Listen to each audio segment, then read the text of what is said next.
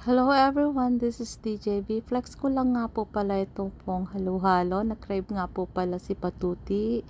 At the same time, gusto ko na rin po. Pero hindi naman po talaga ako mahilig sa mga sweets. Ayan nga po, tinutulungan niya po ako maglagay po dito ng gatas sa nagawa na po namin. Dalawa lang po kasi ayaw po ni Daddy. So, isa po sa kanya at isa po sa akin. So, yung binili ko na nga po palang panglahok ay yung pong madami na po sila doon sa lagayan. Meron na pong sago, kaong, nata, beans, and the jackfruit. So, sama-sama na po yun sa isang bottle.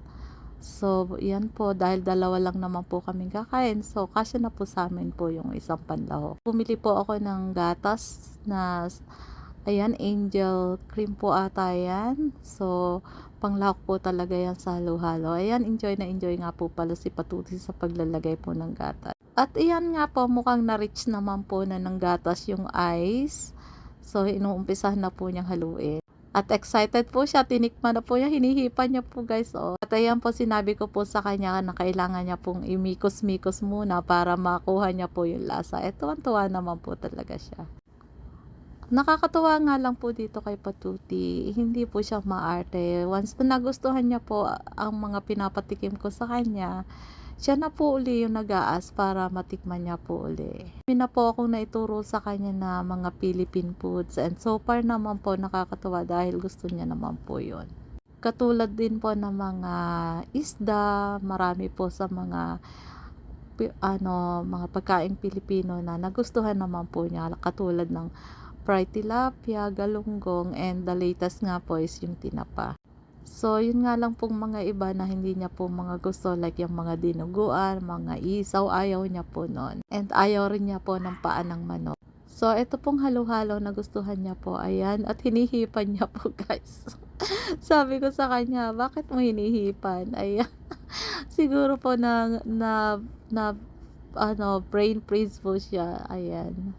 And minimikos-mikos niya po. Ayan. Talaga namang enjoy na enjoy po siya sa halo-halo. Ayan no, hinihipan niya po.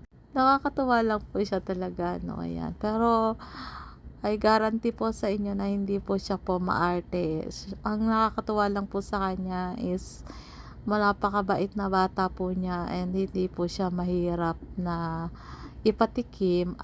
Pag napatikim na po naman po sa kanya and ayaw niya po, hindi ko na po din talaga siya mapilit. Like yung mga dinuguan, yung mga paa ng manok, yung mga isaw, ayaw niya po talaga yon.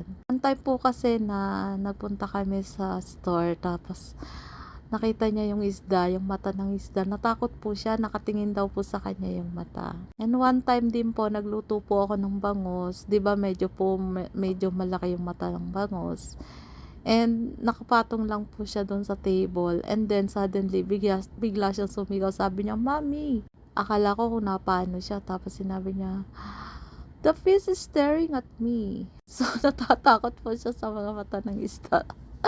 Nakakatuwa, pero ang cute naman po niya. Ayan, katulad din po ng one time na sinama ko siya sa Asian store. So, namimili po ako ng mga isda. Ayun, sinabi na naman niya na natatakot daw po siya doon sa mga mata ng isda. So, anyway, yung naman pong mga tilapia po, kinakain naman po niya prito na. Luto na po syempre. And yung pong sa may part po sa may tiyan ko po yung pinapakain ko po sa kanya. At hindi po yung sa may upper po kasi baka matakot na naman siya sa mata ng isda. At yan nga po, mukhang nagustuhan niya po, pati gatas, ayan o.